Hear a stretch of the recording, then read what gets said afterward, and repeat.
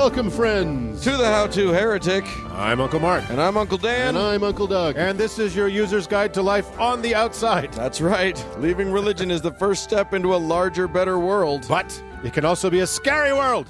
Things work differently now. Especially around Halloween. Never fear. That's why we're here. We're your audio uncles. And with help from good friends and experts in all sorts of fields, we're going to share the stories and seek the knowledge to build a great life. After all, you only get one that we know of, so you better make the most of it. Let's do a show.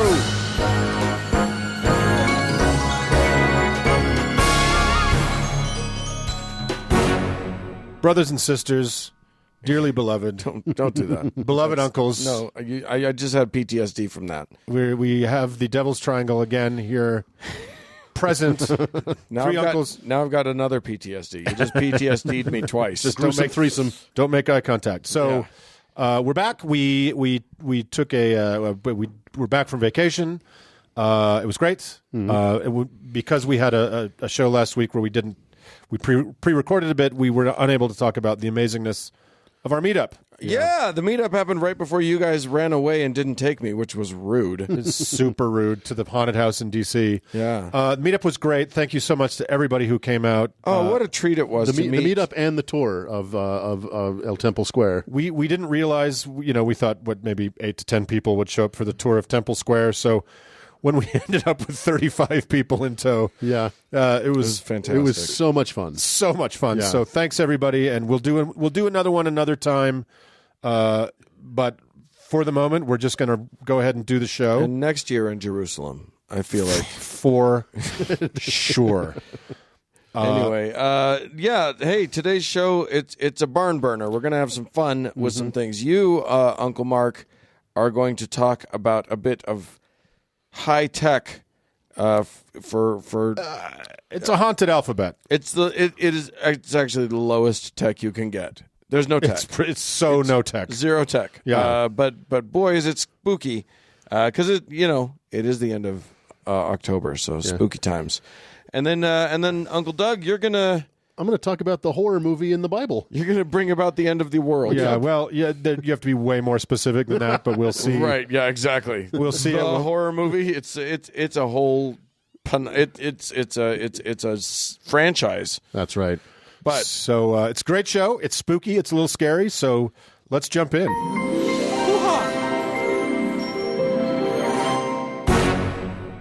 Uncle Doug, Sup? look, I don't always know how to direct my life. I don't always know. Always implies that you sometimes do. Exactly. By don't always, I mean never. Right. No. We all need a little direction. Yeah, and sometimes I think, especially in these spooky days, I think there are people, wiser people than myself, in other realms that might be able to be helpful. That's just a true. That's just common sense. Yeah. So, but the question is, how do you get that information from them? How do you squeeze them for that knowledge? Yeah. And I think Uncle Mark might be able to help us. What do you think? I think Milton Bradley might have something to say about that. Yeah, exactly. So you were close. So, fellow uncles, as Uncle Dan mentioned in this episode, I think this episode will publicly post on All Hallows. I don't know why I can't say that. All Hallows Eve of this year of our Dark Lord 2018. Yeah. I thought I would delve into a kind of holy technology. And it's a blandly common piece of holy technology, one that can be bought for $21.37 at America's most satanic of retailers, Walmart. Oh, sure. Yes, my friends, I refer to Hasbro's modern version of the old spirit board, the Ouija board. I love it. Yeah. So Spirit board. it's funny because That may be the stupidest phrase of all time. spirit board or talking board was another name. Oh, really? Sure. So, Uncle Doug, as an aside, Uncle Doug and I were just in Washington, D.C. last week, and we stayed in the most amazingly spooky old Victorian Airbnb. Ooh, That was fun. crazy. And it was kind of late at night. It was super dark, and we were trying to scare ourselves. So I actually tweeted out, if anybody on Capitol Hill in Washington, D.C. has a Ouija board, I need it. So we didn't get any takers. No, and I couldn't sleep that night because that little girl wouldn't stop singing. I hate it when that happens. Just shut up. I get it. You were murdered in the house. You have to turn the TV off before the static comes on. That's how she comes out. So it is odd that something that still very much haunts the fever dreams of Christians, at least in America, I don't know if this is true elsewhere, and as we'll see, it's taken as seriously as a sizzling stick of dynamite by what's likely a majority in this country, is available in the toy section right between Monopoly and Mousetrap. Right? But such are the absurdities of believing in the supernatural, very serious people who are absolutely certain a toy can summon devils from under the Earth's surface. So, what are the origins of this silly but still kind of spooky thing? The yes, yes game. That's right. Can I call it that? Yeah. So I don't know about this. you know a little bit more about this than I had been led to believe. No. By the spirits. I'm literally just going by the title of the thing. Well, I'll demonstrate your correctness that the spirits told you exactly what the meaning of this thing is. Indeed. So, Ouija board enthusiasts like to say that its origins are, shrouded in the mists of time, like it was a discovery made in the cave of some alchemist on the Silk Road by Marco Polo. But no, there were some kind of ancient, of course, in different cultures, there were all these ancient kind of scrying and soothsaying methods. And one of them was automatic writing. Mm-hmm. And we talked about that in episode 42 with David Icke, that lunatic, Right. a little bit. And automatic writing is just kind of a one-man Ouija board, right? Right. You just start writing stuff and then claim it wasn't you. You're speaking in tongues on paper. Yes. So and that tongue is English. right, some of those things did exist. Those methods of mediums contacting the other side did exist, but nothing in the form of like the Ouija board, which was a really tremendous leap forward in the technology. Yes. What a time it was. Yeah. I just want to go back to the fact that he said there's Ouija board enthusiasts.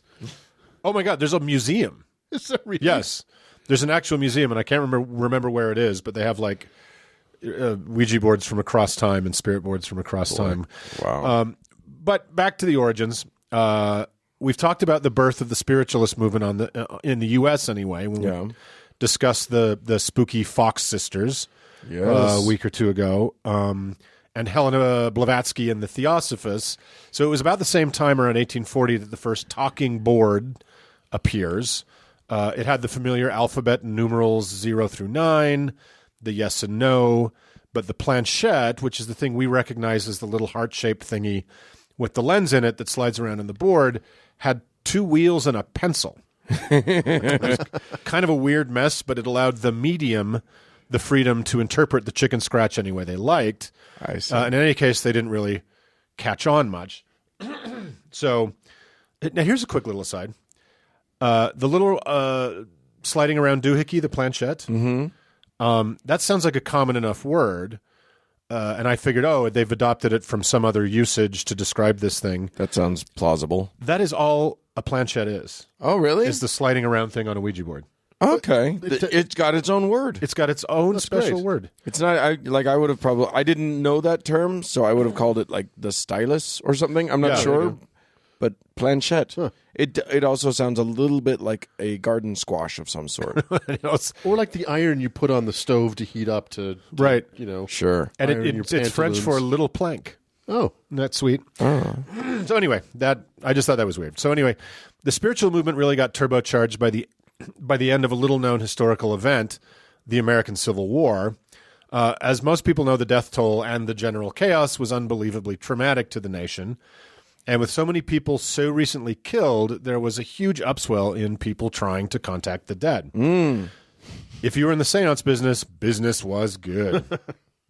So this is even nuttier. A very popular form of, I'm using air quotes, contacting the dead at the time was called table spinning or table tipping. And people would sit around. We've all seen these kind of Victorian images, right? People would sit around a table and get all trancy and ask to contact some dead so-and-so, and a medium would always be at the table. This was not the amateur medium thing had not happened yet. Right. So, so a medium would always be sitting there, and the table would tip or spin. Strangely, always away from that medium whose knees were not visible. Oddly enough, yeah. It would tip or spin in reaction to questions or as the alphabet was recited. And as Dan inferred, the tricks used to make it happen were simple and rudimentary. You'd get a toe under the leg of the table, or you'd use your knee. And there were even these hooks. They would wear these kind of elegant sleeves, right? And they would have their hands on the table, but they would have these hook things strapped to their forearms, these wire hooks that would slide under the table, under their So it cuffs. could look like the table was moving. So, yeah, your hand is atop the table, and yet the table is rising up to you. Right. Right. Amazing. So Mysteries of the underworld. if you can imagine waiting for a table to tip as you got to the letter W was a little time consuming. And so most of those started just focusing on yes or no questions, Right. like the Fox sisters, because it was just getting exhausting.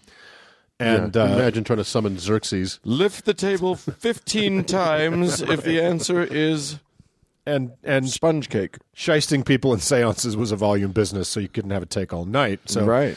So this is why the talking board was created, allowing much more detailed information to flow from the other side. As originally designed, the medium would have attendees place their hands on the planchette with their own, and they would be the initiating movement. Now, remember, very few people who went to contact dead relatives were skeptical. Like Fox Mulder, they wanted to believe. Right. So then eventually this businessman named Elijah Bond saw dollars to be made selling a consumer version of the medium's device. So he patented a version in 1890 and began selling them. They didn't really catch on much until 10 years later. His employee, William Fund, took over the manufacturing and rebranded the talking board as the Ouija board. He claimed the name had been revealed to him while playing as the Egyptian word for good luck, which it is not. No. The Arabic for good luck is either, and I'm going to kill this, Ichaza Sedan Perfect. or Bil Tafik, depending on the situation. So the spirits got that wrong somehow. Then maybe later a more Arabic fluent spirit told him this, because he later said the meaning of Ouija, as Uncle Dan rightly surmised from the spirits, is a conflation of the French and German words for yes. Yeah. Much closer to the truth. We and ya. Maybe it's Reformed Egyptian. Maybe that's what. It's reformed all the way to French and German. It's so reformed, it's not even Egyptian. So the Ouija board cut out the middleman of the shyster medium and allowed generations of kids and not-so-kids to shyster themselves on chilly October evenings everywhere. It's kind of a ghost story in a box. Well, it's amazing. People do actually shyster themselves, as you're saying. And shite themselves. Yeah, well, there's that too. But like, it's one of those things that people can actually trick themselves into thinking they're being communicated with. You don't even need someone to be leading it. It's funny. I thought I went to buy one yesterday. Oh, Because I thought it would be kind of a hoot to do one on the show, Yeah. make you guys play, and I would do a sports play-by-play. So I go to this game shop, right, this total D&D game shop, and the guy said, oh, yeah, I've totally got a Ouija board. We went to find it. It was sold out, or something mysterious happened. ooh. And I said, oh, that's too bad. I really wanted to get one. He's like, well, come back next week. I'm like, it'll be too late. And he's like, this is like the comic book guy in The Simpsons, right? Sitting behind the counter, and he's like, well, just so you know, I've seen a lot of bad shit happen to people with Ouija boards. So be careful. It's so common. It is so common. And as I'll talk about in the end of the segment, how life and death serious people are about these Well, fucking- you sent a flag out to me. You're like, hey, will you look around up by you? And I went to a department store up by me that has a game aisle, and I was standing there looking at all the games, and an attendant walked by, and I said, do you guys have a Ouija board? And he was just like, oh, my God, no. Okay. You scared the shit out of him. We could just make one. So, like I've got a Sharpie and a piece of wood. Exactly. Like I said, it's basically a ghost story in a box. And if you believe in the thing, I guess it's a much cheaper version of the Hellraiser Lament configuration, right? So the question is, how does it work? It can be only one of two ways. Either the afterlife is an infinite Victorian parlor where Harry Houdini and Aleister Crowley just hang around, sipping vermouth until someone calls them through the veil with a board game, or there's a rational explanation that doesn't require eternity to be a drawing room from an Agatha Christie novel. So I have a hunch it's the latter explanation. I'm going to go out on a limb here, guys. Oh, my God. Follow me if you dare. There is something called the ideomotor response or ideomotor reflex. Is that where idiot comes from? No, in fact, it's not at all. It's it's basically... But it can affect idiots. Yeah. Ideo meaning idea, motor meaning movement. So to save ourselves some time, we'll call it by its abbreviation, IMR. The IMR describes how oftentimes unconscious or involuntary motor responses occur in relation to a thought or having a mental image. It also describes the idea that one can be susceptible to cues in such a way that one might not think they are acting in a physical way, although they are. So classically, when the first person to exert pressure and move the planchette is suddenly followed by the others, each one's certain they're not making it move, when in fact they all are. Right. They're just responding to a cue. And then they're sure that they're not moving it to a certain thing. Right. When in fact their brain has had an impulse to something. Right. And their body is just sort of like trying to make that happen without their being aware. Right. They're being aware of it. Right. So here's a description of the IMR effect, the ideomotor reflex, by Professor Terence Hines from his really interesting 2003 book, Pseudoscience and the Paranormal. He says, the planchette is guided by unconscious muscular exertions like those responsible for table movements, referring to the table tilting. Nonetheless, in both cases, the illusion that the object, table or planchette, is moving under its own control is often extremely powerful and sufficient to convince many people that spirits are truly at work. The unconscious muscle movements responsible for the moving tables and Ouija board phenomena seen at seances are examples of a class of phenomena due to what psychologists call a dissociative state. A dissociative state is one in which consciousness is somehow divided or cut off from some aspect of the individual's normal cognitive, motor, or sensory functions. So what he's saying at the end there is that the fuel that drives the IMR is a desire to believe. Right. Surely this makes sense in kids at a sleepover that are very much looking for a scary experience. You're moving it. No, you're moving it. Totally. It's perfect for that. Yeah, they play the Ouija board, they tell ghost stories, and they say Bloody Mary 3 times in the mirrors, right? Because they're definitely wanting to be scared. Yeah. And they'll put themselves, they put themselves immediately into that place. Yeah. They're susceptible to the IMR. And I suppose fully adult people like those that were desperate to contact tragically lost loved ones, like Civil War widows, for sure wanted to believe. Yeah. And unscrupulous quacks were only too happy to oblige their desperation for a fee. But then there is that massive group of non-children, non-mourning, fully grown adults who would shit a sacramental brick if they were in the same room with a Ouija board, just like the guy in the toy aisle yesterday, right? And by that I mean religious men and women who have driver's licenses and bank accounts and college educations, etc. And get to vote.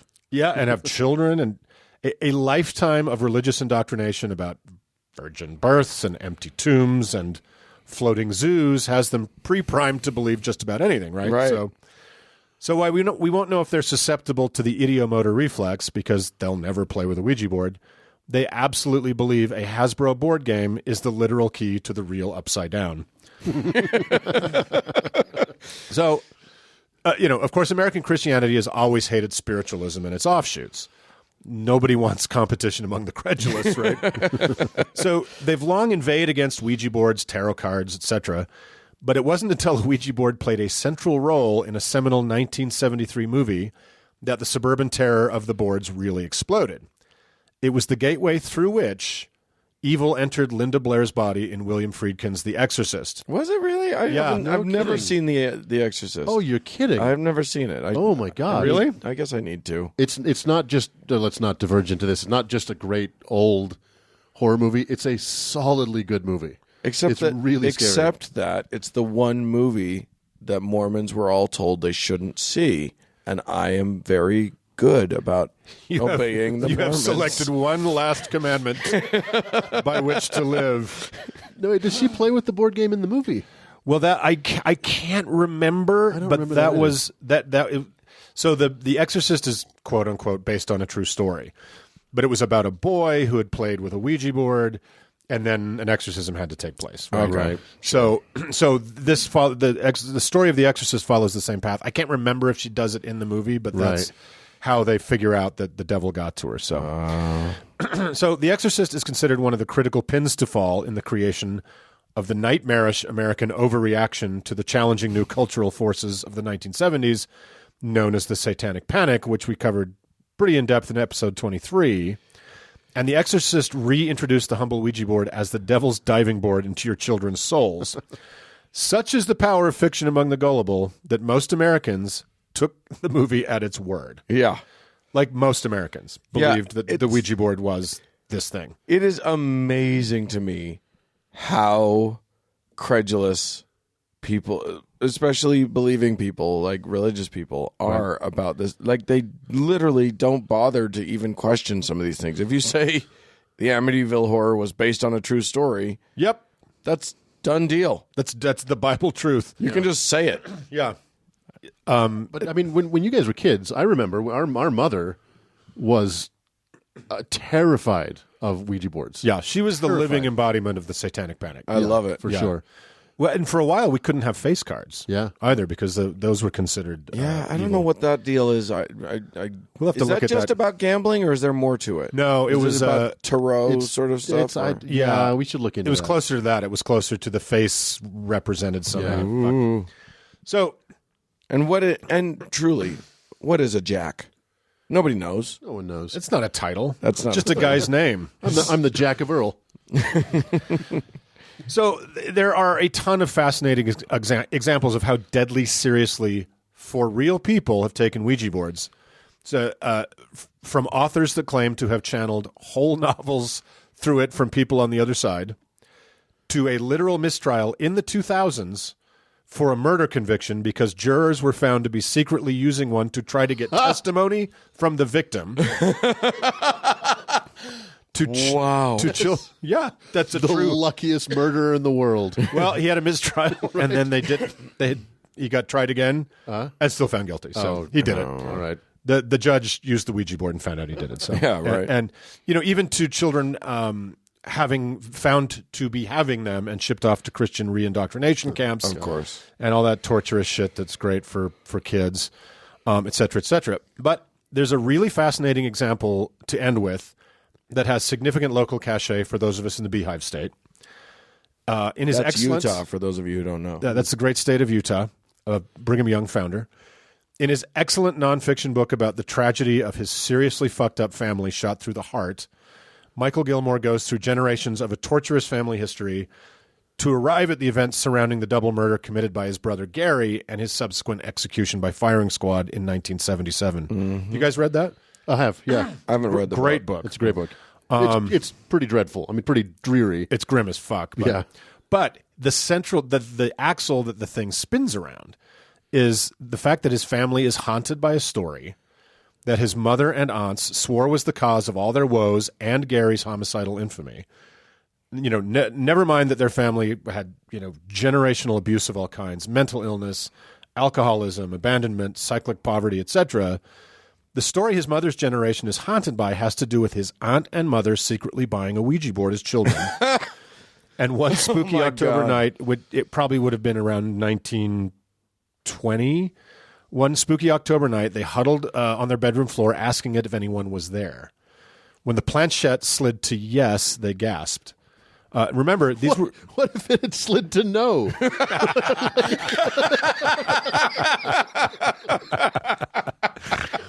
That's the Ouija board equivalent of picking up the phone and pretending to be your answering machine.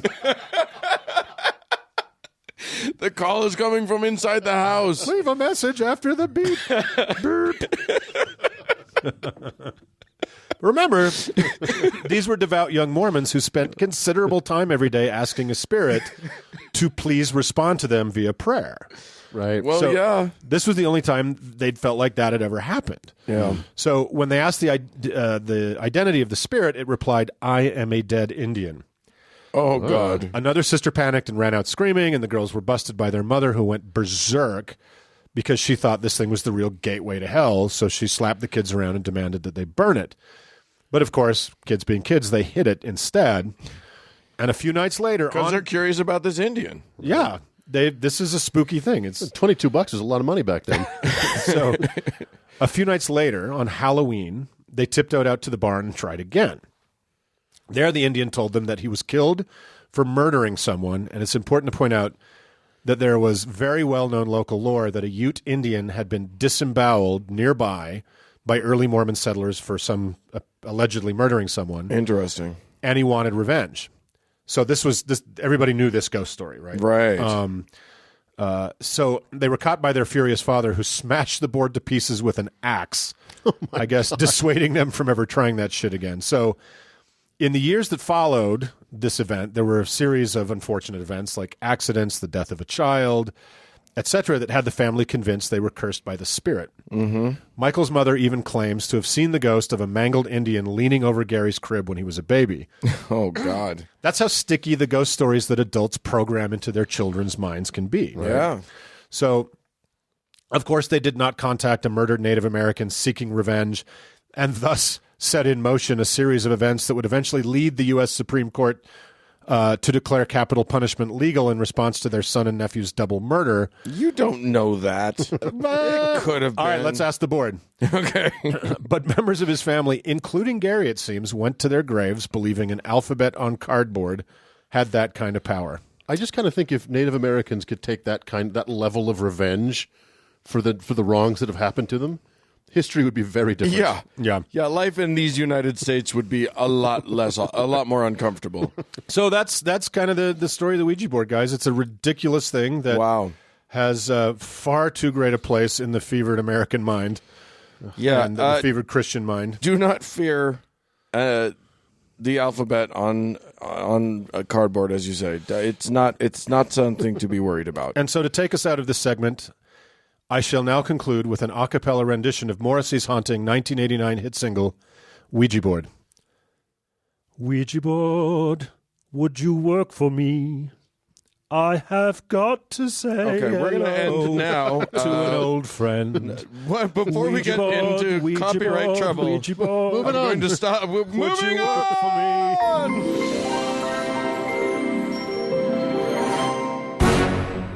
Well, gentlemen, Yes, sir. you guys ran away from home for We did. a bit. We So did. We have 2 weeks worth of patrons to discuss. And what a couple weeks. Yeah, no doubt.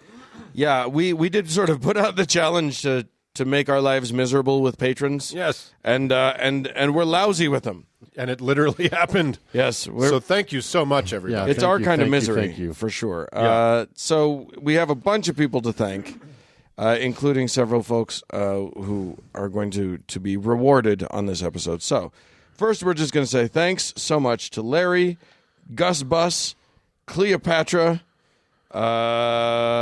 Andrew. I'm skipping all the ones that we have to give stuff to. Linda, Devin, let's see, Rob, Patrick, Steve, and English Joe. English Joe.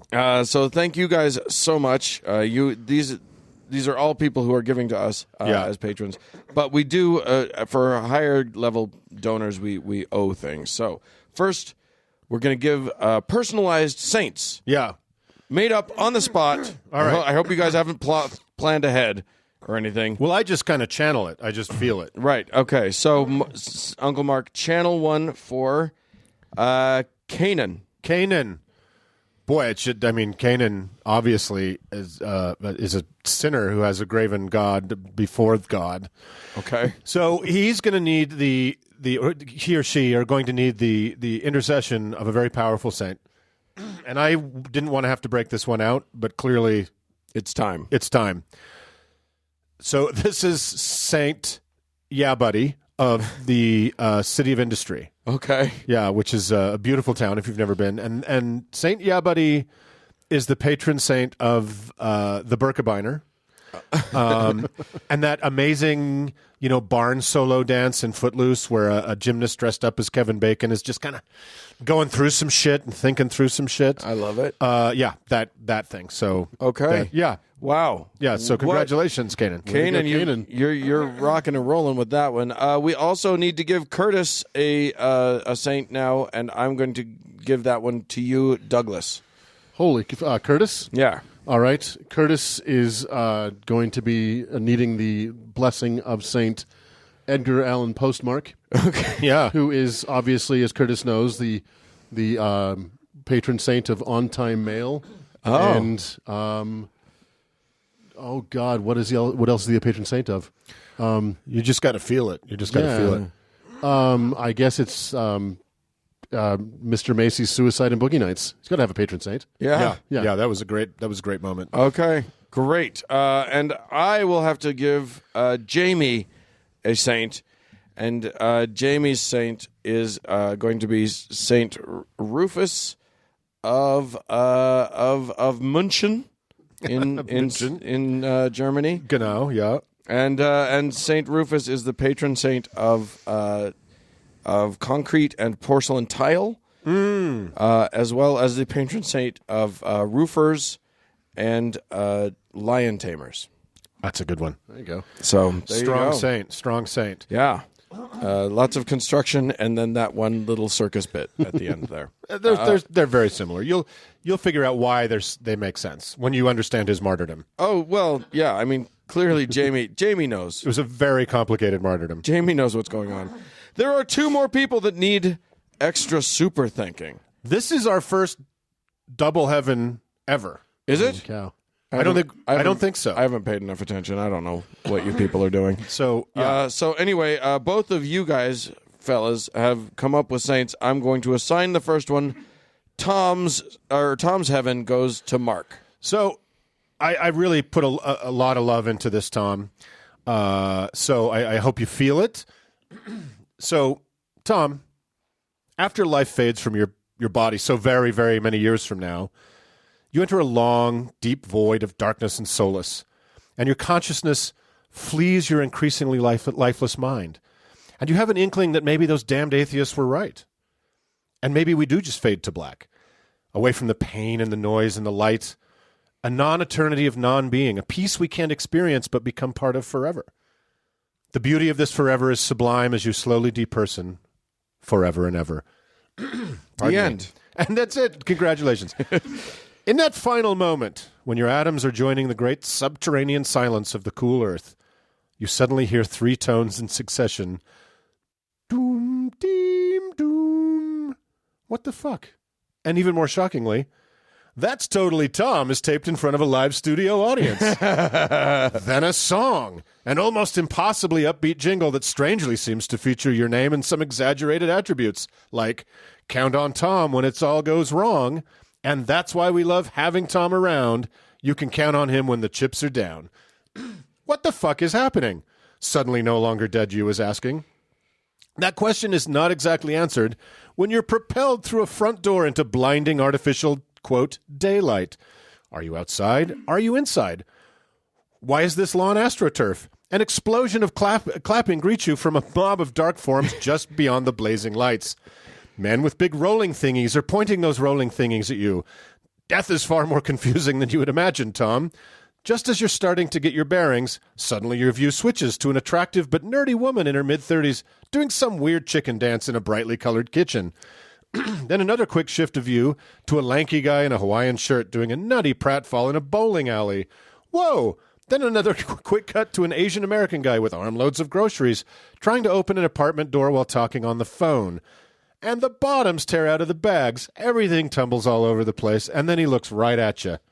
Then suddenly you're looking at the front of what you now presume to be your house, the one you just popped out the front door of, and through the big front window you now see yourself, all these people dancing like idiots, and an old woman with a walker appears in view, watching the revelry. Suddenly, you're looking at her face as she shakes her head disapprovingly. All of this as the weird song dedicated to you comes to an end. And just as suddenly, you find yourself sitting in some kind of living room. and one that not only has 3 splayed walls, you're sitting at a table deep in concentration, trying to put the final touches on an oversized house of cards for some unknown reason. A knock at the door startles you, and you knock it over. And for some reason, the mob behind the lights finds it hilarious. The dorky woman pops through the door. Suddenly you know her name is Sadie, and she asks if you're working on your famous card house. I was, you say sardonically, and the crowd roars with laughter. Sadie shakes her head and looks directly into what you now realize is a studio camera and says, "That's totally Tom." And again, the darkness erupts with laughter and applause. As she makes her way to the attached kitchenette to rifle through your fridge and cupboards, it hits you. Is this a sitcom? Are you actually in a situation comedy about you, Tom? The incomplete house giving way to lights and cameras and a darkened studio audience? The lines you suddenly seem to know? The tape marks on the floor? Is this your reward for wasting the 80s, the 90s, and let's be honest, the first nearly 2 decades of the 2000s in front of the TV? Is this crazy, fun, colorfully episodic eternity actually heaven? If so, you are fucking down with it. Before you know it, Randall, your best friend and the overwhelmed Asian guy from the opening credits, is frustratedly trying to explain how he was in a crowded airport security line and got bumped from behind, causing him to grope the attractive model in front of him. But damn it, Tom, he didn't grope her. He's so upset about the false accusation that you and Sadie are trying to help him reenact the moment, when the door flies open and in pops your nosy neighbor lady and landlord, Mrs. Bamberger. Oh, wow, what an embarrassing, impossible-to-explain moment she caught the 3 of you in. She turns to one of the cameras and groans, "That's totally Tom." A little later... Wait a minute. I was really hoping for a Randall. All right, fine. Oh, it can be there, too. A little later, the 3 of you are trying to unwind by playing a game of charades, when that irascible Jarvis comes through the door with, of all things, a tuba. He insists his neighbors won't let him practice in his studio anymore, so naturally, your living room is his only option. What's with this guy? Before you know it, that annoying semi-recurring character, Barnaby, has shown up with his accordion because Jarvis told him it would be cool after his co-op told him he couldn't practice there either. It's just too crazy. But rather than trying to beat them, you join them, as you always do, Tom, and you bring out your bongos. The ones that drive Sadie crazy, and you join the madness. That's totally Tom, you guys. And after all the hijinks are said and done, and the group of you standing in the evening light in your soundstage front yard, and the thing you had wished for the most in this syndicated heaven actually happens, you do the jump freeze frame and hang there as the end credits roll. It's glorious. And in that momentary, delicious suspended animation, you know a few seconds of peace. But never mind the momentary peace. There's that doom-dee-doom again. Holy balls, it's another episode, Tom. You can't believe your luck at being cast as the lead in your own forever sitcom. Oh my God, the same amazing show jingle about what a dependable friend you are. Those same crazy castmates of yours that feel as real as any friends you had back in No Fun Mortal Life. And here you are again in your living room. You're building a ship in a bottle. Sadie bursts in all wrapped up in a blanket, shivering like crazy because she's got the flu. Oh, no, you're a hilarious, famous germaphobe, Tom. You run one way, but then Jarvis bursts in the back door wrapped up in more blankets. He's sicker still.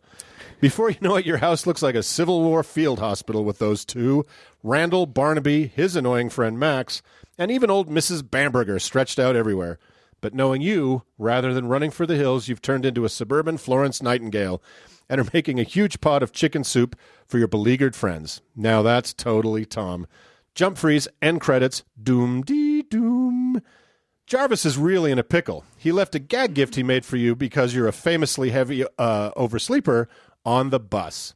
It's a big alarm clock taped to a bunch of fake dynamite. It's all over the news. The police are going crazy. And worse just yet, it's got a card with your name on it. Yikes! But don't worry, Randall and Sadie have a plan to disguise you as an old-timey English colonial explorer with a pith helmet and all. It all goes totally wrong when a news crew mistakes you for a famous expert on terrorism and you have to cook up some story live on national TV as your mustache begins to fall off. The police trace it back to Jarvis, and the episode ends with all the gang having an I Am Spartacus moment at the courthouse, and the judge just throws up his hands. That's totally Tom. Jump, freeze, doom-dee-doom. Now, why in the world would Sadie sign you both up for a dance contest? You don't dance. Who are you competing against? It's that Barnaby with your ex-girlfriend, Natasha. This couldn't get any worse. Oh, it just did, Tom. Sadie flips over a banister trying to warm up and strains an old baton twirling injury. You're doomed. Well, you think you are until Jarvis arrives in his best Sadie drag. What a crazy setup. Well, only crazy because Jarvis can dance and takes the lead as you win the contest. But because you're Tom, you come clean about cheating and hand the trophy to your nemesis Barnaby. That's totally Tom. Freeze! Doom-dee-doom. Are we going to go through all 22 seasons of this thing? You're nearly done with your third try at your famous card house when Jarvis inexplicably pole vaults through the front window in an old circus strongman costume. The crowd goes nuts. Then Mrs. Bamberger roars up in the front of your house on her Harley. Freeze! Doom-dee-doom. Sadie, how the hell did you get trapped inside the arcade claw machine? And how am I supposed to get Randall's lockpick set when he's trapped on the roof of City Hall? That's totally Tom. Freeze, doom-dee-doom. It's dizzying, Tom. The lights, the laughs, the fun hijinks you get into and then seem to get out of. Just in the nick of time. But wow, working, let alone living in episodic television forever is a grind you never realized what a chore it was. Day to day, day after day, show after show. Your only moment of rest is freeze, doom, dee, doom. Exactly. And Sadie and Jarvis and Randall are great, but if they would just think a plan through before they got you all locked in a mall overnight or having to deliver a speech at the Bullfighting Hall of Fame induction ceremony, you could take a day off. I mean, how absurd can you get? But this is apparently what forever holds for you, Tom. The show is so popular, it's been picked up for infinite seasons.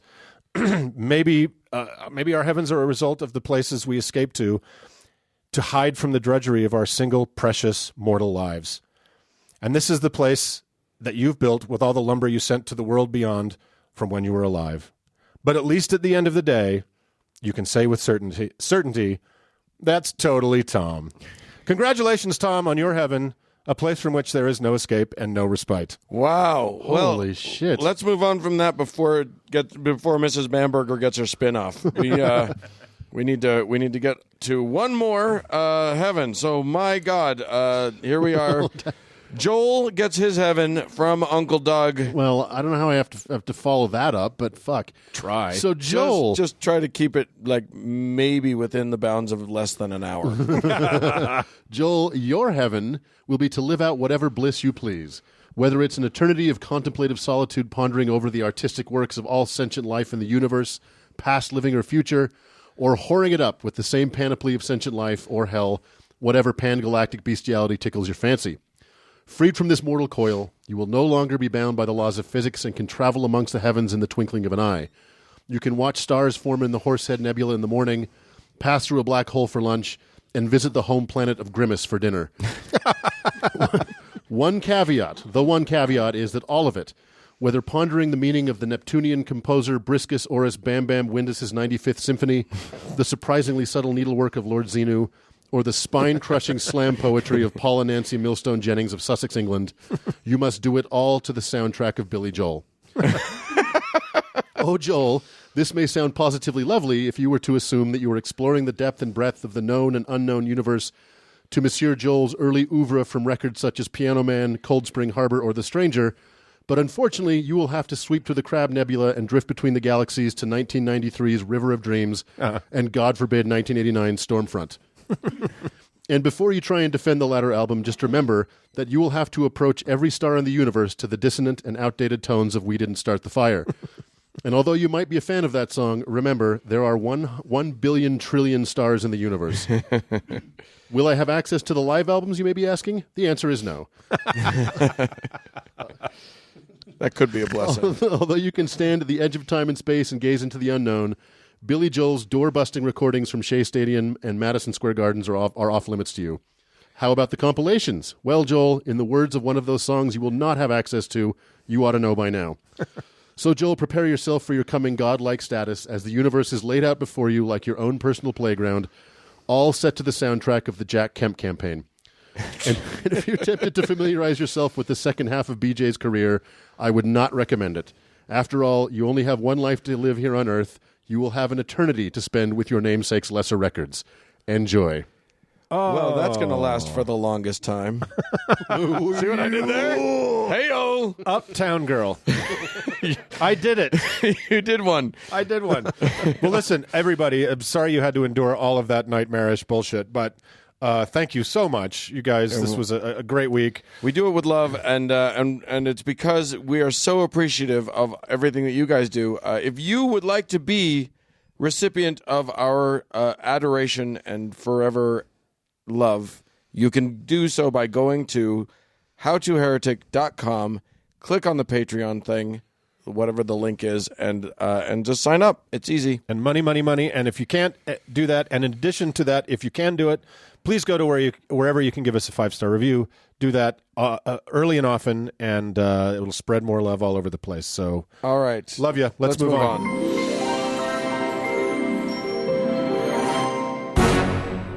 Uncle Mark. Yes. What if we could see the future? Well, boy, howdy, sign me up. Well, actually, I don't know that I want to know. Depends on what the future is. Yeah. Well, my understanding is that at some point in the future, apocalypse. What sort? Or is that now? It's Boy, it sure seems like question. Will all the Christians disappear in this event? And if so, bring it. And if so, how can we make this happen? Yes. How can we speed this event? I know it has something to do with Israel. Yes. Let's all, we're praying with you there, Christians. Yeah.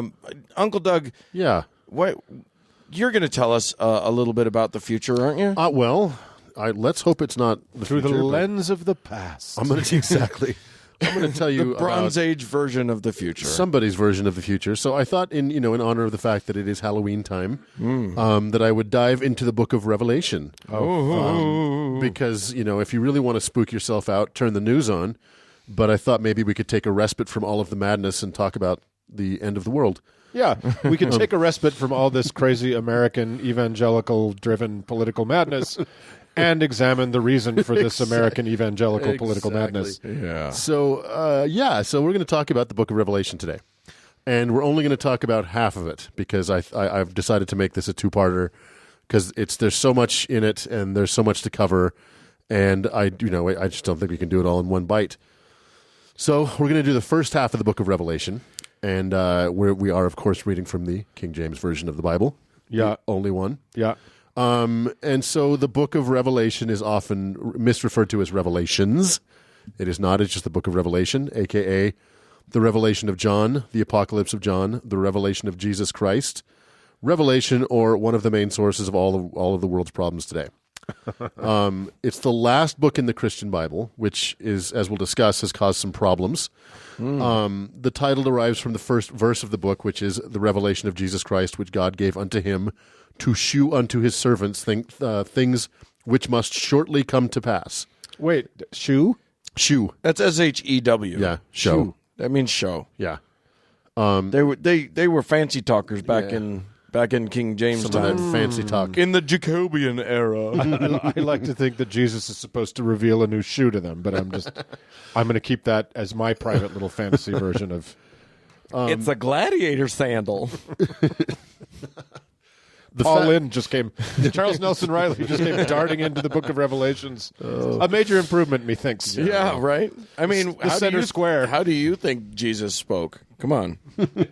like Ed Wynn. This is a Sermon on the Mount. Okay. I don't know who that was. The fact that this is not the only place. You can tell we really don't want to talk about the Book of Revelation. I know. Least of all me. Yeah. The fact that this is not the only place where it refers to things which must shortly come to pass, Yeah. Strangely has not caused any Christians 2,000 years later. Hey, look, shortly. a moment's pause. There's a lot of wiggle room in the word shortly. Exactly. Not a huge amount, but Yeah. if you're talking about an eternal clock. Enough maybe. to drive a crusade and several car bombs through. Yeah, well, if we're talking about a book that has that people have decided means that there's only 6,000 years of human history, and this is true. and that's 4,000 years in. Yeah, it's not shortly. That's true. Right. So this book was written somewhere between 81 and 96 CE, although even that's disputed. For a long time, the book was thought to be kind of a comforting a comfort to early Christians who were Jesus, suffering. how bad did they have it? Well, that's the funny thing. Yeah. They were suffering under the yoke of Emperor Domitian. Yeah. Hate that guy. And the idea being he was such a tyrant that this was like, hey, guys, don't worry, it's going to get better. By everyone dying. By everybody dying.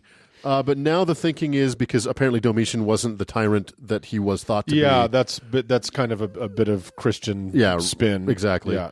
The book is this book is actually written in the context of an early schism in the early Christian church between early Christians who kind of wanted to have better relations with the Roman Empire and those who did not, which include the author of the Book of Revelation. And then the People's Front of Judea. Exactly. The author being Dan Brown.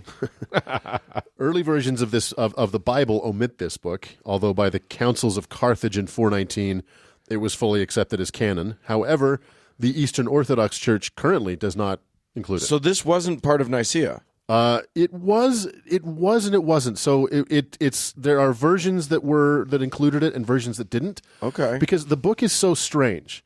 It's so different than any other book, especially in the New Testament. It's kind of a fever dream. It's crazy. Yeah, it's hallucinatory. Yeah, and so they didn't know where to put it. They didn't know how to include it. They didn't know where to include it in the. I know where to Basically, put it. they're like, look, we want the damage this book is going to do. We just Right. don't know how to We package just it. don't really It's know. just weirdly written and Yeah.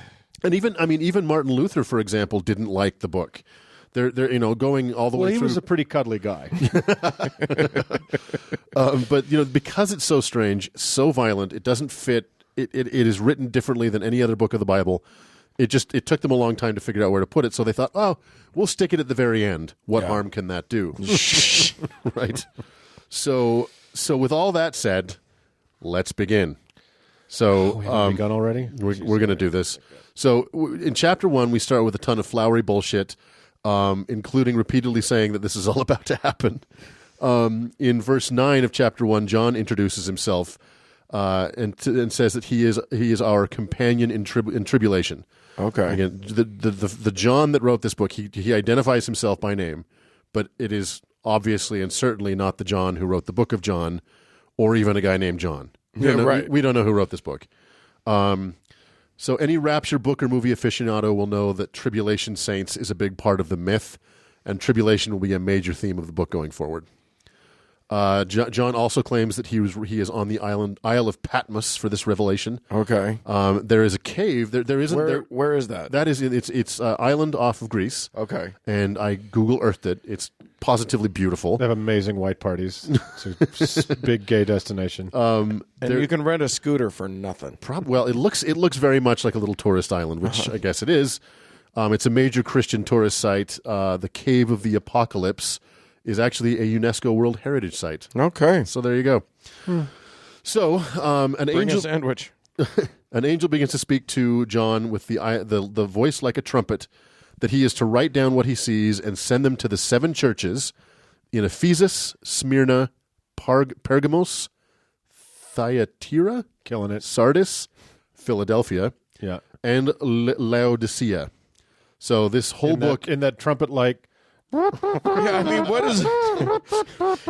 I mean, he spoke with the voice of a trumpet. Does that mean that this angel sounded like one of the adults in a Snoopy cartoon? Exactly. Boy, and you think we're weird now? Okay, so trumpets were different then. so this whole book was written for 7 churches in these 7 locations. There's a great verse about the Son of Man clothed in a garment down to the foot, and quote, and gird about the paps with a golden girdle. Which is Where are the paps? I don't know, but I want it. Well, was that Jesus that was all pap girdled? The Son of Man, the Son of Man papped around the girdle. He girdle. died at 32, right? Yeah, Okay, 33. So I just turned 50. I have paps that need girdling. You do. At 32, I certainly did not. I got him Jesus was a doughy savior. Was he? He was a little He doughy. was kind of a chunky son of God. He just Patreon goal. We're going to get a golden girdle for Uncle Mark. I'm going to get my paps all golden, gilded. My man paps. We hit verse 14, which is definitely one that Megyn Kelly has cut out of her family Bible. Speaking of Jesus, it says, his head and his hairs were white like wool, as white as snow, and his eyes were as a flame of fire, and his feet like unto fine brass, as if they burned in a furnace. So not the white Jesus that you see in the pictures. So he's brass colored. He's extra white. Brass colored. Well, his hair is white, but like Yeah. white wool. His skin is copper. You know. Oh, he's got hair like white. Well, he's got Morgan Freeman hair. He's Morgan Freeman. Yeah. Well, of course. Again, yeah. Megyn Kelly's Megyn Kelly's favorite scripture. Now the paps make sense. Verse I 16. feel like that was vaguely racist, and I'm not sure how. I don't know what you just. No, that he's an old man, Okay. like me. Yeah. And he has he's a beautiful head of white hair. Keep digging.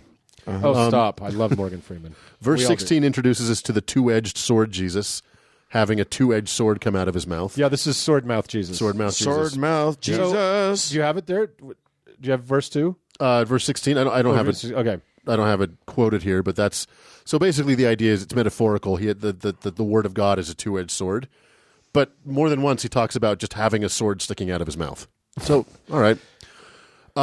Basically, we're dealing with a crazy person. Oh my! Writing. Or to you us. Just strap in. You got to have an act, right? If you come back, you got to step it up. You need some sword swallower. I will give the writer of this book this. They definitely kind of build to a crescendo. He's a golden papped sword swallower. You just wait.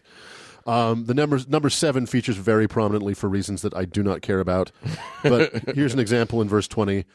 The mystery of the 7 stars which thou sawest in my right hand, and the 7 golden candlesticks. The 7 stars are the angels of the 7 churches, and the seven candlesticks which thou sawest are the 7 churches. Okay. So basically, John has been chosen. Again, we don't know who the fuck this guy is, to receive this vision, and he spends some time telling us how awesome he is, and how much he and both Jesus hate the Nicolaitans. Yeah, they're the worst. Fuck those Necronomicon. Right. Who are the Nicolaitans, and why does Jesus hate them enough to mention them by name twice? Nobody knows. They're an early Christian heresy that's only mentioned here, and that died off not long after this time. Relevant information. Sure. Right. Super important. It's good it's in the Bible. I'm just glad to know that that they hated people. Yeah. That's just nice He to does. know. He says, I hate them. Jesus goes on to... So now Jesus tells John to write to the 7 churches, and he gives him a series of bullet points he wants him to write down. So he goes on to decry the doctrine of Balaam and Balak, which is basically distilled down to that if the Israelites are immoral, it's not their fault, but the fault of these 2 dudes. This is a rabbit hole we will not go down today. In verse 17, Jesus tells John that he will give the righteous a white stone with a new name written on it, which no other man will know. So there's that. Great. Critical information. Weirdly, the main problem Jesus has here in this section is Jews who aren't Jewy enough. Yeah. So, we're still in the moment where I know I had that Christianity problem. was a messianic Jewish sect, Right, not necessarily a distinct religion. So, okay. Chapter 3 is mostly a giant waste of time, except for verse 15 and 16 where Jesus says, I know thy works, that thou art neither hot nor cold, which sounds much better when it's coming out of the mouth of Bill the Butcher and Gangs of New York. In verse 20, Jesus says he's standing at the door knocking, and that's the genesis of all of those. Oh, behold, I stand at the door and knock. Those stupid pictures of Jesus knocking at the door. Yeah. That's where you get that from. Yeah. Okay. And all you have to do, apparently, is just not open the door and you'll be fine. Right. Yeah.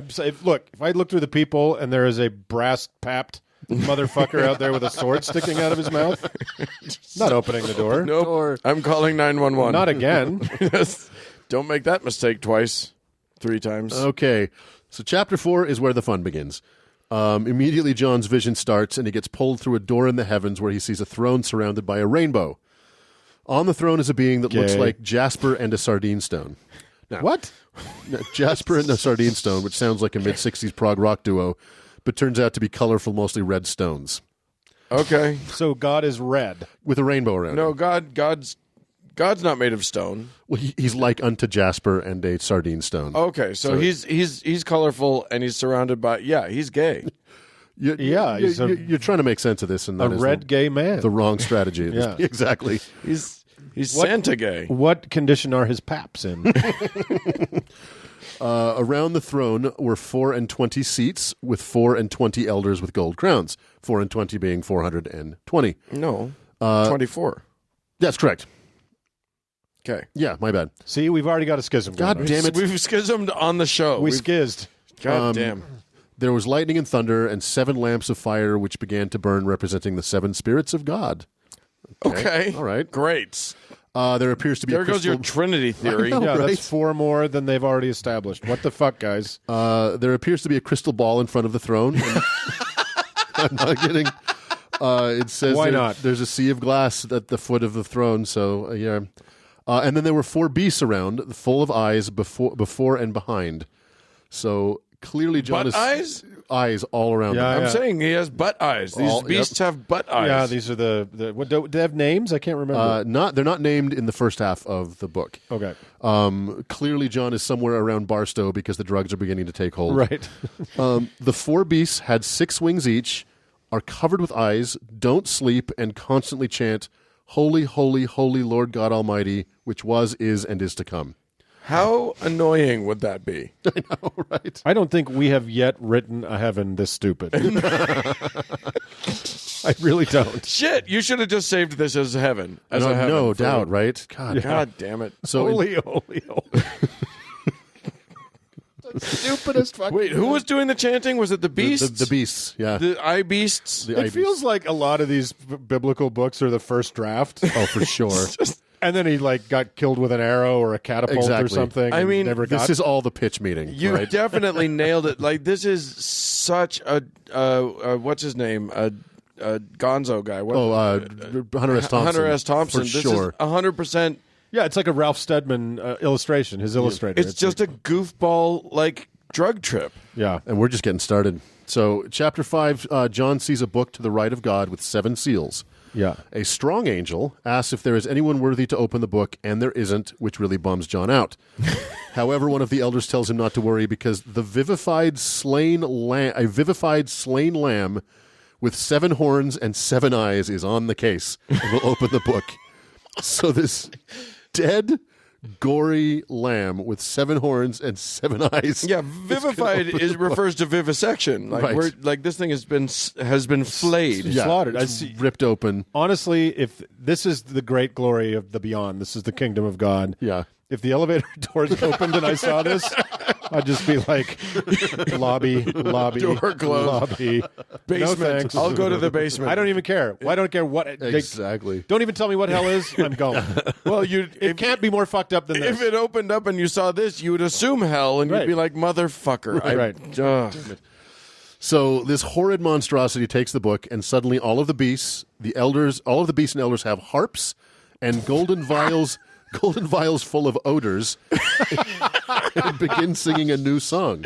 Well, you need the odors to anoint your paps. What's that? You got to keep with brass paps. You gotta keep As sheen. they sing, a multitude of angels appears and sing along, numbering, quote, 10,000 times 10,000, which is 100 million. Okay. 100 Okay. million. Okay. Yeah, all right. So what's the song? They don't tell us. It's Bummer. copyrighted. We can't sing it on the show. Bummer. In chapter 6, the Lamb opens the first seal, and one of the beasts tells John to come and see. One of the beasts tells John to come and see, and what he sees is a white horse, on which there is a rider with a bow and a crown to go forth and conquer. Okay, great. In the second seal, John sees a red horse, whose rider has the power to take peace from the earth, and he has a giant sword. I wonder at some point if John is like, I am not an art history major. Slowly back into it. Like, I don't. The symbolism is a little opaque to me. In the third seal, John sees a black horse whose rider has a pair of balances, about which the 4 beasts say, quote, "A measure of wheat for a penny, and 3 measures of barley for a penny. And see thou hurt not the oil and the wine." What? What? There's a market? I don't. There's a fucking market in the middle I of mean, this hallucination. I mean, Don't know what to tell you. thanks for that, beast. Yeah, I appreciate the info. I wasn't really on the hunt for wheat. Right. Am I the wheat guy for heaven now? I swear don't to think God. Is that my job? I don't have any change. I'm sorry, like, I feel like So the Lamb opens the 4th seal, and now we're getting to the heat of the meat. Imagine, if you will, the voice of Johnny Cash as he says, "And I looked and beheld a pale horse, and his name that sat on him was Death, and hell followed with him. And power was given unto them over the 4th part of the earth, to kill with sword, and with hunger, and with death, and with beasts of the earth." okay. Okay, so for those of you keeping score at home, we have 4 horsemen, a white one to conquer, a red one for war, a black one to measure very small amounts of gluten, and a pale one with hell on his 6. And we got 100 million angels, 4 beasts, a fucking skinned alive lamb, And a pap in a pear tree. and a red god with a rainbow. And 4 6-winged beasts with eyes all over them. Yeah. Oh, my God. Yeah. Okay, now let's see, where are we? So the 4 horsemen have come to be represented as conquest or pestilence, Right. war, famine, and death. So now the Lamb opens the 5th seal, and John sees the souls of all the martyrs for Christ crying out for vengeance. Vengeance. Vengeance. It's basically Sam Jackson right before he puts a hole in Brad's big brain. When the 6th seal is opened, there is a great earthquake. The sun is blacked out, and the moon turns to blood. I'd just like to put a marker down here and say the sun is going to spend a lot of time getting blacked out from now on. Okay, hold up. Just one point of order here. Yeah. So the saints that died, the martyrs for Christ, Yeah. calling for revenge. Uh-huh. That's a rewrite from the original because a lot of these people went to their deaths willingly. Right. And basically what they're saying is like, how long must we, kind of be here as martyrs until you avenge the deaths that we willingly walked into? Right. You're asking this to make sense. Yeah, It's the okay. wrong strategy. Yeah. I just found that one little flaw in the narrative. Well, yeah, you seem to have hit on a weird anomaly of a Yeah, because an error. so far it was a You were with it. smooth sailing. We can fix that up in the rewrite. Yeah. We'll fix it in post. What's funny is that I don't know. I've never read this part of the Bible, but I've heard plenty about the 4 horsemen of the Yeah. apocalypse. I always imagine them riding together, like the wraiths of They Middle will. Earth. I They feel will. like there's an answer to that. Yeah. And like any good, writer, he's setting up our characters. We're getting to know them, really Okay. getting deep into what motivates them. But they're all behind separate seals for right now. for right now. But I guess we just opened the seals. Yeah, I guess so. they've been- Now they're mingling with the beasts and like. And the seal is a book, right? It's a So it's like a sealed portion of a book. So they're ripping Right. open these seals. So there are literally men on horseback in the book, but they're Yes. not written in the book. They're just guys in a book. It's like the most fucked up version of the opening credits of Reading Rainbow. Right? That's exactly what this is. LeVar Burton and he opened the Yeah. first seal and beheld, and it was LeVar, was death, The bearer of paps and wheat. he beheld, and it was death. Ba-dum-bum. Okay, so the 6 seals open, the sun is blacked out, the moon's turned to blood, the stars fall from the heavens, and the mountains and islands are all shaken out of place. All the men of the earth, from kings on down, flee into caves and beg the caves to collapse upon them to escape the judgment that is surely to come. Please, cave. Look, Cave, I've never asked for it. All right? Look, I don't know where your dick is, but I will blow you. I will suck your dick if you'll just collapse. Just this once. So, as Because we, that's how, oh my God, that's how you kill yourself. right, no, Is exactly. beg a cave to collapse. Jesus Christ. As we enter chapter 7, John is clearly regretting eating that last cap because we are really going off the rails. Still in the sixth seal, John sees 4 angels at the 4 corners of the earth holding back the 4 winds. Because what a globe has is 4 corners. Exactly. Right. Well, we established that in Genesis. So, okay. It's hospital corners. Another angel ascends from the east, telling the 4 angels not to hurt the earth until he's had a chance to brand the servants of God on the forehead. How many servants will get the apocalyptic seal of approval? 144,000. Oh, yeah. Wait. Because I have listened to enough God-awful movies episodes to know that the Christians are terrified of being branded in the final days. I know, right? Well, this is a mark of salvation rather than the mark of the beast. I'm just saying, any mark. Right. You hear about these, if you mention like a government marking the people or Right, anybody totally. marking the people, it's the scariest thing they've ever heard of in Right, their life. it's fucking over. It's fucking because over, that's yeah. the beast, that's Satan. No, the mark that's happening is the good mark. That's right. You want to be marked. Yeah. Jesus Christ. You want to be Uncle Marked. Yeah. 144,000. Mark takes out his paps, you better look out. And actually, you know where that 144,000 comes from? We talked about this we were talking about the J-Dubs, I think. Yeah. It's 12,000 from each of the 12 Yep, tribes. exactly. Oh, okay. 12,000 from each of the tribes, and that would be Judah, Reuben, Gad, Asher, Nephilim, Manasseh, Simeon, Levi, Issachar, Zebulon, Joseph, and Benjamin. Yeah. Where's Manasseh? Oh, where's Ephraim? Fuck off. Now, a multitude greater than any man could count, clothed in white robes and holding palm fronds, along with the angels, the 4 beasts, and 24 elders, all worship God, saying, Amen, blessing and glory and wisdom and thanksgiving and honor and power and might be unto our God forever and ever. Amen. It is so hard to make Thanksgiving work in that cadence. Can we just say thanks?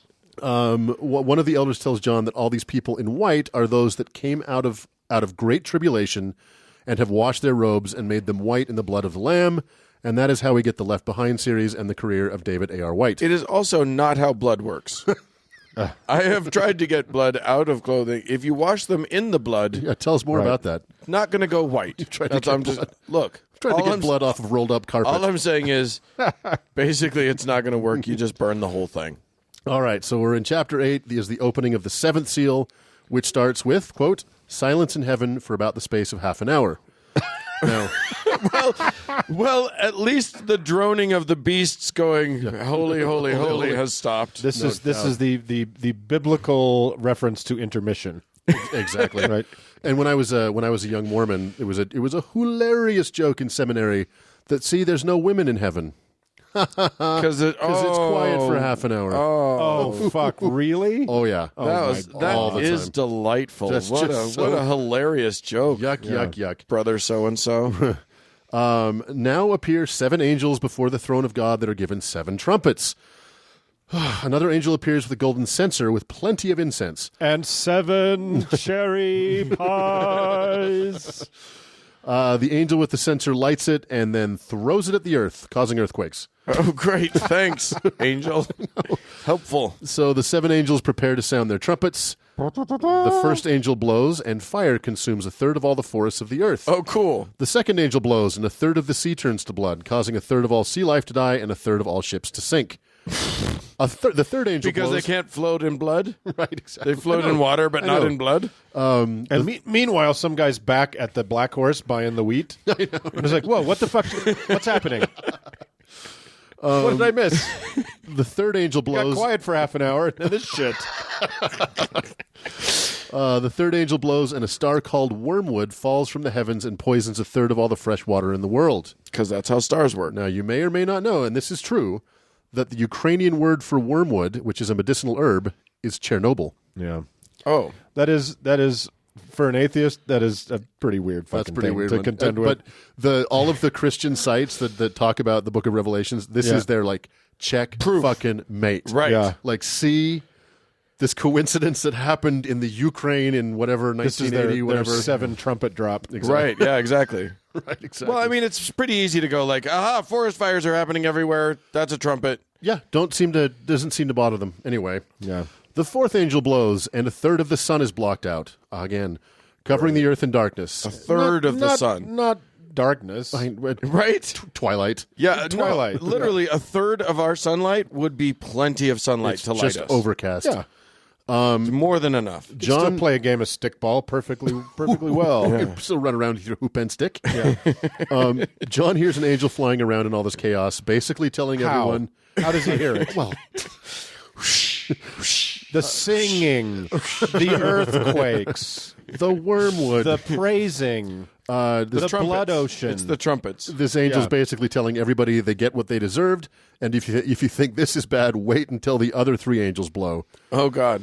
So that- Take away the trumpets. No shit. This gets us to chapter 9, where the 5th angel blows his horn, causing a star to fall into the earth, making a giant chasm, causing smoke to rise out of it, and wait for it, blot out the sun. Wait, what is this star called? It doesn't have a name. What? Desmond. All I'm asking for is a little consistency. Just a little bit. Oh, If you're going to name one star wormwood, name the other one whatever. well, and if you thought Nightshade. Dickweed. if you thought a third of the nation of the world's forest burning was bad, out of this chasm come locusts with scorpion power.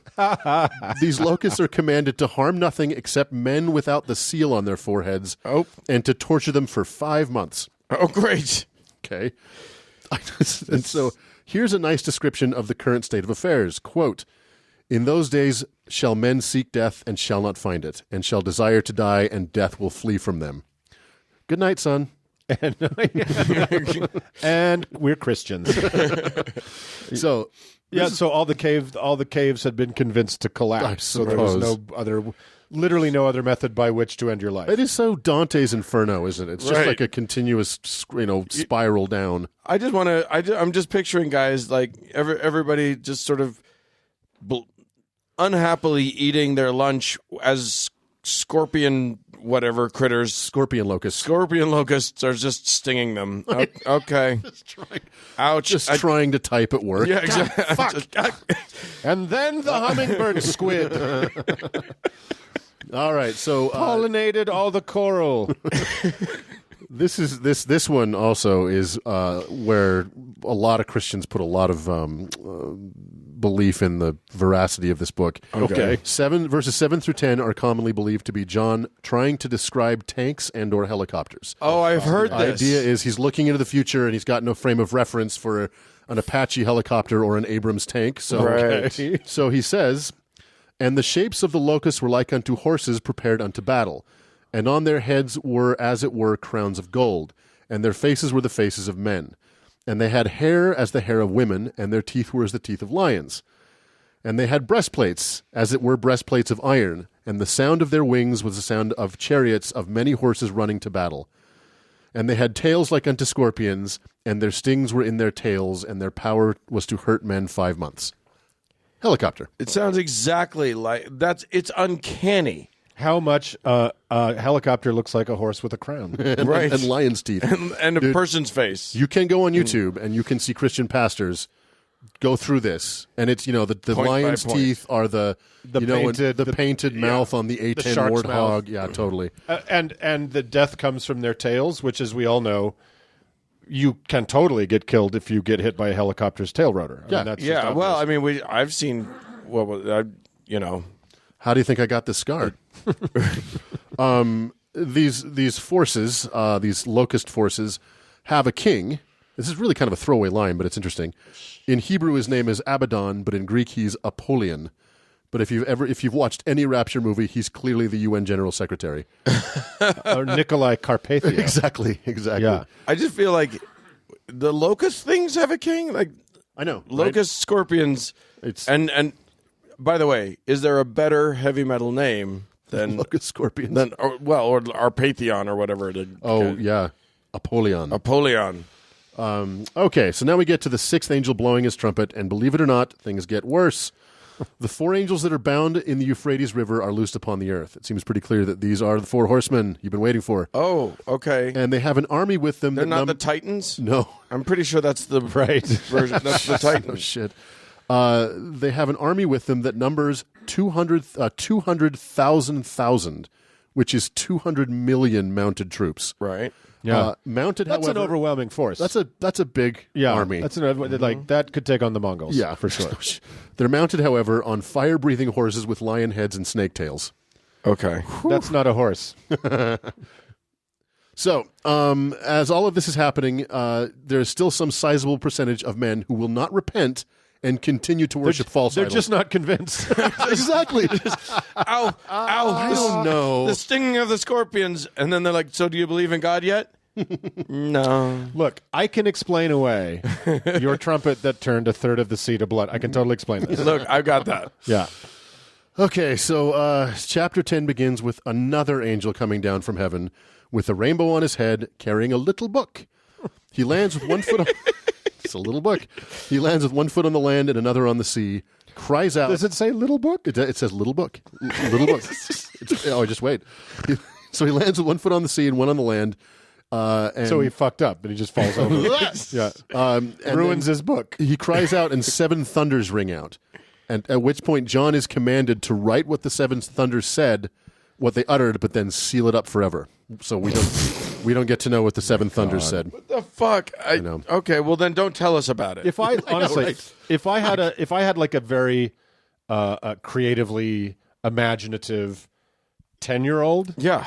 and they'd written this as their creative story, I'd be like, it's pretty awesome. All right. That's amazing. It's an incoherent fucking mess. Next but, time we'll work on narrative structure. But right. Exactly. but I really like how creative you are. Yeah, you read Harry Potter and it inspired you, Yeah. and it's all insane. But So this is where you want to take your kid to the doctor. Right. John is commanded to go and take the little book from the angel and eat it.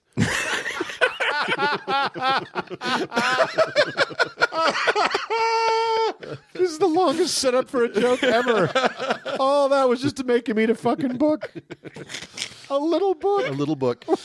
Also, yeah. P.S. Not how books work. Why did he eat it? It doesn't say. What's in the book? No, well, all it says is although it's as sweet as honey, it makes his belly bitter.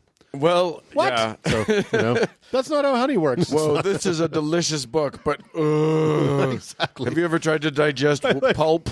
You know, in the middle of all this fucking apocalyptic insanity, here's a little nosh. And a moose bouche. Here's a little honey book, babe. Palate cleanser. Okay, so all right, so that's chapter 10. Now, Oh my god, I'm sweating. we're in chapter 11, which is the last chapter we'll cover today. Thank God. John is ordered to measure the temple. With Wait, we don't get to learn anything about what was in the book. Nope. Well, he ate it. It's just It's gone now. An angel came all the way from heaven, did not nail the dismount. in a sea of blood, burning forest, with one soggy foot. locust with an autocrat in charge of them. All this going on, and to deliver a book. That's the craziest thing I've ever heard. And now it's turned to shit. Okay, so chapter 11, John is ordered to measure the temple with a rod. But not Because you know what's important when the earth is like spinning out of control is a survey. exactly. But he's commanded not to measure the courtyard around it because the Gentiles will tread it underfoot for 42 months. I was getting really fucking tired of this fucking book at this point. For 42 months. Which, by the way, if you happen to know the measurements of a trod grounds, you're fucked. Never know the measurements of the grounds that are going to be trod. And 42 isn't even a multiple of 7, which is even more insane. Okay, It so is the meaning of life. it is the Yeah. it is actually it is the answer to the question of life, the universe. What is the everything. meaning of life? Yeah. Two prophets. Okay, so we're moving on from the court now. Two prophets will testify for 2,260 days, dressed in sackcloth. During this time, these two dudes can and will spit fire, turn off the rain, turn rivers into blood, and smite the earth with plagues. But when their preaching is done, Satan will overpower and kill them. Okay. Their bodies will lay in the streets of Jerusalem for 3 days without being buried. Not surprisingly, the people of earth are happy that these two genocidal maniacs are dead, and they celebrate by sending each other presents. So wait, Satan's the one that kills them, Yeah. and then that But then seems like a great thing to do. but of course, after 3 days, they get up and ascend to heaven. Of course they do. After which, there is, of course, an earthquake that destroys 1/10 of the city and kills 7,000 people. The remainder fall on their faces and worship God. Finally, the seventh angel blows his horn, but this time it's met with a voice crying out, saying, "Quote: The kingdoms of the world are become the kingdoms of the Lord and of his Christ, and he shall reign forever and ever." And part 1. Oh, we get to end with Handel's Messiah. Exactly. Great. So if you came here for the Whore of Babylon, the Antichrist, or the Second Coming, you'll have to wait till part 2. Well, I'm dying to see how they wrap up all these threads because What's great about this it is like the last Avengers movie, right? There's a lot of great stuff right. going on. Yeah, Thanos just barely snapped his fingers. Yeah. It's literally unfollowable. Yeah. I It's don't nonsense. care. I don't care how hard you work to parse that shit. You'll just be making stuff up. Yeah. It's totally incoherent. There's nothing in there of any value or use. But you know how much time has been spent over the millennia Oh, of yeah. people trying to crack the code, like get the numbers out and what figure out does the it mean that he ate mathematics. the little book? Oh my god! I love all of the moments where like you think something significant's gonna. Oh, the little Right. book. The little book's gonna tell us something. Right. Wow. It's all red herrings. It's an this entire is like just a if there was an online M. Night Shyamalan twist generator, and then you just listed everything it pumped out in what random sequence. That's what you would get. And if I can just tease it out a little bit, part 2 is crazier. Crazier. Oh my God! This is all like the part one setup Well, for the grand finale. I'm glad that we had a little snack on a little honey book. Yeah, And I guess we'll pick this up next week, right, fellas? yeah. Next week, boy, I'm looking forward to it, and a little fearful. All right. Well, let's move the fuck on. Okay. Blow that last trumpet.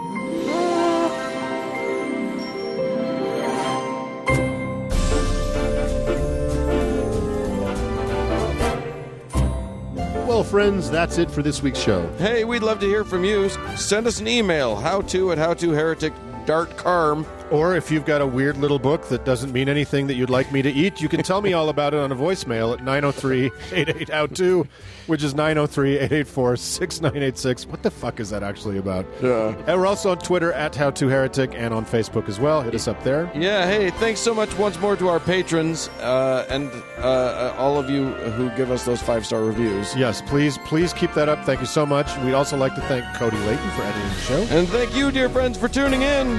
Thank you. Au revoir. Bye, everybody.